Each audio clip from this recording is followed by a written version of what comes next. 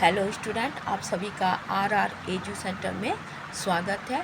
आज मैं शिक्षण के चर, उनके कार्य और उनके घटक का वर्णन लाई हूँ।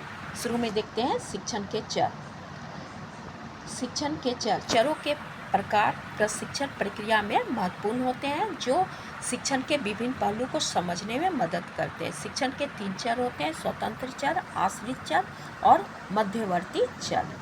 स्वतंत्र चर वह चर है जो दूसरे के व्यवहार और परिणाम को परिवर्तित करता है या उसके प्रभाव दूसरे पर देखा जाता है, उसे ही स्वतंत्र चर कहते हैं। जैसे शिक्षक जो है स्वतंत्र चर कहलाते हैं।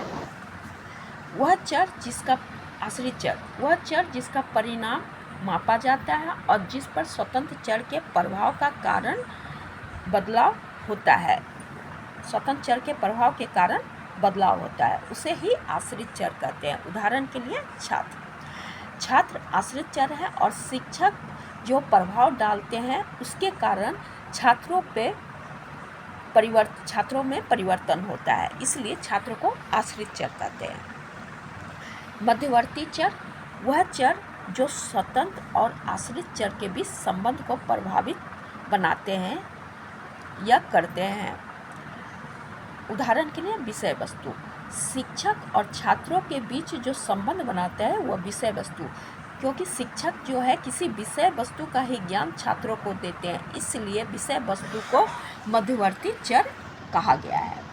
शिक्षण के चर के कार्य। शिक्षण प्रक्रिया को चलाने के लिए शिक्षण चर के 3 कार्य हैं: निदानात्मक कार्य, उपचारात्मक कार्य और मूल्यांकन संबंधी कार्य। निदानात्मक कार्य, इसके अंतर्गत मुख्य कार्य यह है कि छात्रों की आवश्यकता और क्षमता की पहचान करना, उसके बाद छात्रों को उनके अनुरूप ज्ञान प्रदान करना। यह हो गया निदानात्मक कार्य। उपचारात्मक कार्य, उसके अंतर्गत शिक्षक द्वारा छात्रों को शिक्षा देने के लिए उचित विषय वस्तु और विधि का रणनीति का चयन करके बाद में उसके अनुरूप शिक्षा दिया जाता है। मूल्यांकन कार्य, इस विधि के माध्यम से छात्रों को सीखने, जितने भी छात्र हैं वो कितना सीखे, उनके परिणाम का आंका जाता है, आकलन किया जाता है और उसके आधार पर यह मूल्यांकन किया जाता है कि छात्र कितना प्रोग्रेस किए हैं। यदि यह उद्देश्य की प्राप्ति सही नहीं होती है तो शिक्षक का उपचार दोषपूर्ण माना जाता है। शिक्षण के घटक। शिक्षण के 4 घटक हैं: अनुबंधन, प्रशिक्षण, अनुदेशन और प्रतिपादन। अनुबंधन के अंतर्गत छात्रों के व्यवहार को नियंत्रित किया जाता है और अच्छे आदतों का विकास किया जाता है।